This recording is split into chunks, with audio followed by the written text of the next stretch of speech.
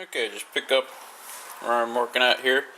I just put the rocker arm assembly on, and torque pattern for this is you kind of always start from the center, and then go down, and then go back, and then you go over here, and same thing, center, down, and back. Then over here, center, down, and back.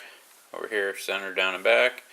And for some reason here and here, them here and here, and those are going to be 16 foot-pounds. So next, I already put my cam seal in there. That's pretty easy. You just take the bolt off here, take your cam gear off here, and then push the seal in. And actually, when I did it, I kind of cheated a little bit and had this loose when I did that. Made it go in really easy. And so I just got done torquing this down. This end looks really weird because there's a bracket that I'm going to assemble that goes over this, and you're like, well, what the heck's going on? Why doesn't this have a seal or something on it? And so I guess the O-ring from the distributor is supposed to seal this all up. So I had to wait for the bolts to come in for this because one of the bolts was broken. And anyway, so that's probably going to be my next step. Put that on there. I'm just going to look up my torque specs and bolt that on. Got my little U-shaped bracket on there. Just I like to put dab of oil on the threads on these so it gets a nice good torque. I don't put it on the shaft, just on the threads. Anyways, drop these in there, and this is 9 foot-pounds. And it's really good to look up these torques because all these things are a lot less than most people would think, because 9 foot-pounds is not very much, and these, I believe it was 16. Most people are like, oh, this is in the engine and it's zooming around really hard, but you gotta remember this is aluminum and it's gonna expand as it heats up, and these things are gonna tighten up on their own. So probably what I'm going to do next is thinking about putting the timing cover, plastic cover on there because it has marks that are important to line that up. And so I probably should not have put this on at this point, but I'll show you that when I get to it. Okay, so I took the camshaft pulley off. You can see the new seal in there. And what you want to do is take a strap wrench and hold that. And the bolt's not very tight, but with your spark plugs out, the engine turns over too easy.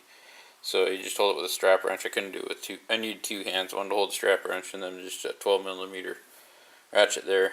Back the screw out. And I just put my pulley over here. A couple things. If you'll notice, there's only one way this can go on because they like dented it in from the factory. And here's your bolt, and I don't know if you can see it or not, but there's a key in there. Oh, there it is.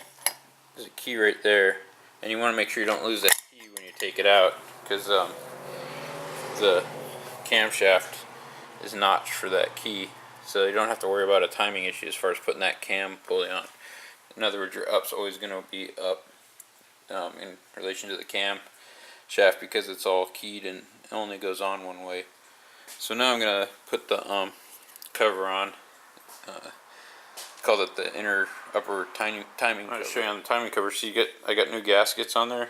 This is what kind of delayed me, is because the gaskets that came in for my kit were for a different engine. And I was looking at them, couldn't figure out how to put them on this thing, and so I went back to the dealer and just ordered the OEM ones.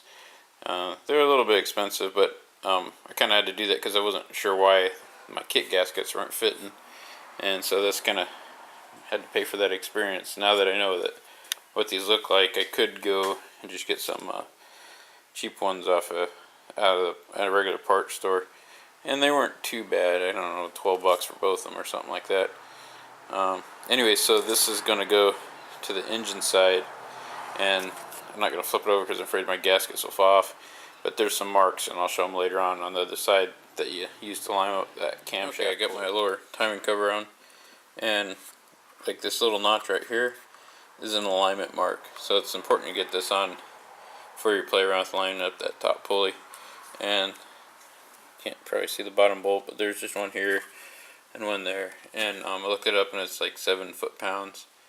And so it's kind of important you look those up, because if you go just cranking those on, your gaskets are seating up here, and again, you're dealing with aluminum, so you don't want to strip those out, and it's very low torque on those things. Anyway, so just pressing on. At this point, all I did is I Put a little dab of oil on the threads of this bolt here, and then lined it up. I lubed the shaft of this, so if you ever have to take this off, it won't be super stuck on there. Put that on there, and then torque this down to 27. And I'm thinking next I'm going to put the timing belt on.